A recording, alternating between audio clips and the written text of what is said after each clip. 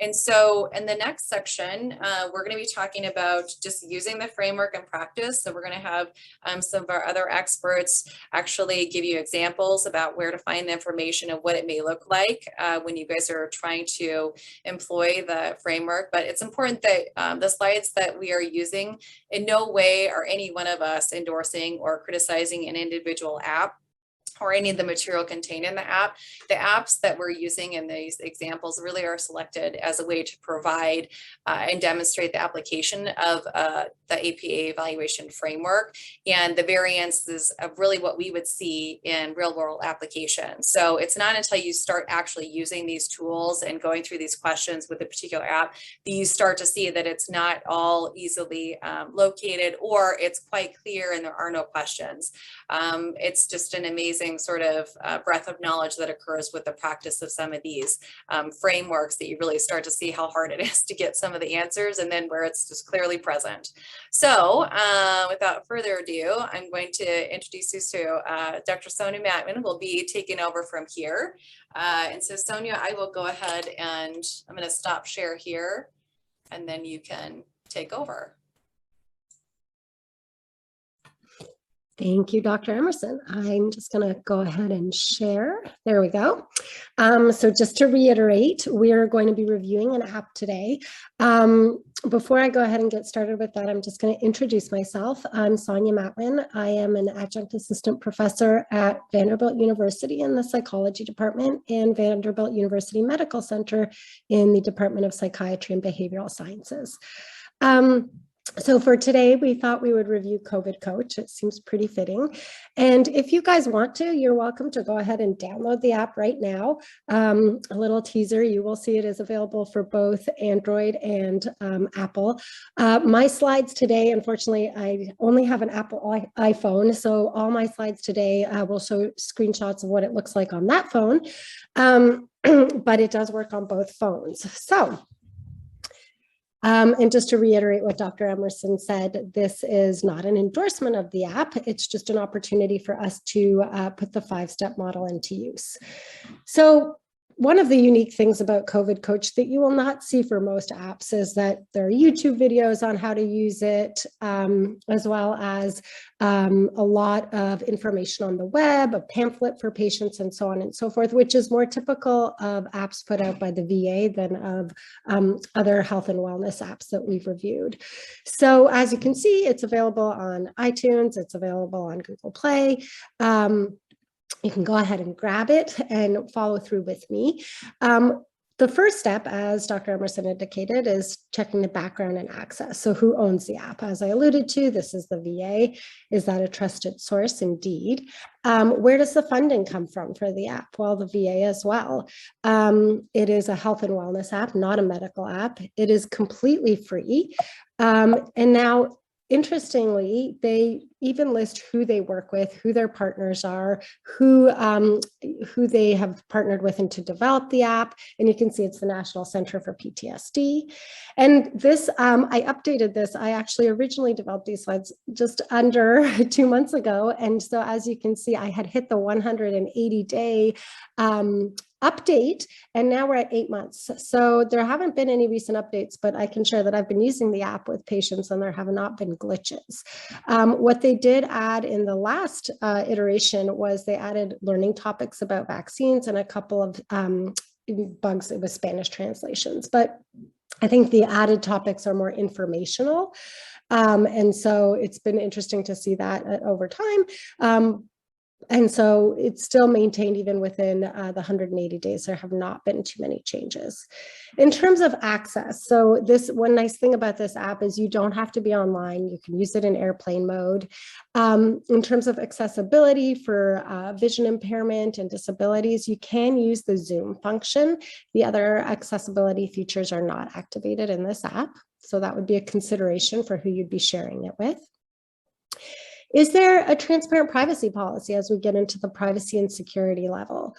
I think that's one of the most interesting points. And for those of us who've used this a few times, used the app review model several times, we've encountered privacy policies that sometimes you feel like you need a lawyer to translate for you. As you can see, this privacy policy applies to all VA mobile apps and is very easy to read and understand. No data could be used to identify you as sent to VA or third parties. Any information is de-identified, not shared by the VA. And any data that they do collect is just for usability. So it's not your PHI, it's not anything that you are sharing. Another great feature of this app is that you can delete all your data, you can delete your personal data that you enter, and you can decide not to share your anonymous usage data if you don't want to. And so that's great. And even under there in bold, we'll never collect any personally identifying information. So I think per our standards, the privacy and security policy is very transparent. Do they explain the security systems used? Well, not in extensive detail, but they don't need to because they're telling us that they're not sharing very much information. They're not taking our information. In fact, they're not downloading anything other than how we're using the app. Is it equipped to respond to harms and safety concerns? Well, it doesn't respond to them, but it does have a very clear disclaimer that it is not intended to replace needed professional care for mental health conditions or related to COVID or anything such as PTSD. So they're very clear in that this is an education self-care tool or is a supplement to use with your mental health care professional. And so very clearly it is not going to actively respond to a health concern or a safety concern, but there is a disclosure at the beginning. And I think that would be something that you just review with your patients as you share the app with them. Now, clinical foundations. Does the app do what it claims to do? So first and foremost, as Dr. Emerson indicated, you're going to have to play around with the app to see, do the managed stress features really effectively seem to be related to what we would use for managing stress and so on and so forth. Is the app content well written and relevant? Again, you'll review and you'll see. In terms of the relevant sources or references supporting the app use, you can do a simple Google search, go to PubMed. For this app, we actually found articles that support evaluation of usage. So that's fascinating and great to see. It does not explore outcome data, right? So there's no randomized control trial showing us that COVID Coach actually does address or reduce COVID-related anxiety. However, we do see that the app is usable and then they also share all the references that they used in order to develop the app. So I think it shows us that there is some scientific foundation relevant to the intended use of the app. And so, you know, when you're thinking, okay, am I using the mood check and there's data to support that this is in fact an effective way to manage and monitor, I think that that is an important feature you'd want to consider. For usability, the main engagement styles of the app, really clear. It has a whole how to use page. And so it's pretty simple, self-driven. They give a nice set of recommendations and opportunities to personalize, customize the app.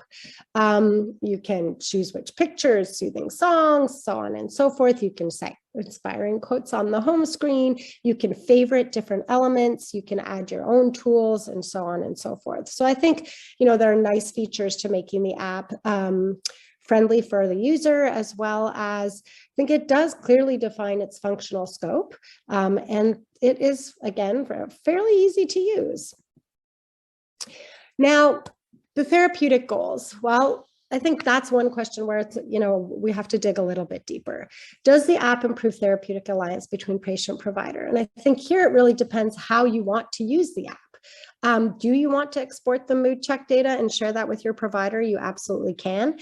You cannot upload it to your EMR, but you can share it with anybody you want. It's a simple email function. So you could email it to your provider, you could email it to a loved one or a support person who's helping you through difficult times. And so I think there's a lot of opportunities to very easily share that are all within the patient's choice. Does it work with a provider? The provider would just ask to have you go ahead and share with them. And if the patient's open to that, that's great. So I think that's a nice way to have it be optional. Does the app lead to positive behavior change or skill acquisition? And that's the thing we have no data on here. I mean, anecdotally, I can say that it's a great way that my patients have used to monitor mood and track, but does it actually lead to positive behavior change in absence of other therapeutic interventions? It's a little harder to know. So This is essentially what it takes to review an app. Now, some apps we would, as Dr. Emerson indicated, rule out at the first phase or second level. But this app seems to kind of do what it says. I think things you would want to definitely consider in using this app and sharing it with your patients is, who are you sharing it with, right? So is it somebody who is hearing impaired? Then maybe it's not the best app, right? What is the goal? So if you're dealing with crisis, obviously this wouldn't be a great app. Why are you sharing the app? What is the reason? If you want to share, if you want your patients to share their mood monitoring data, then that's a great reason to have this app. And where are you using it? I think there would be areas where it would be more useful. It's really helpful if you're seeing your patients less frequently and you want to maintain contact between sessions. And there are other areas where it may not be as useful. So I'm going to pass the baton back now to Dr. Emerson, who will review the practical applications. And just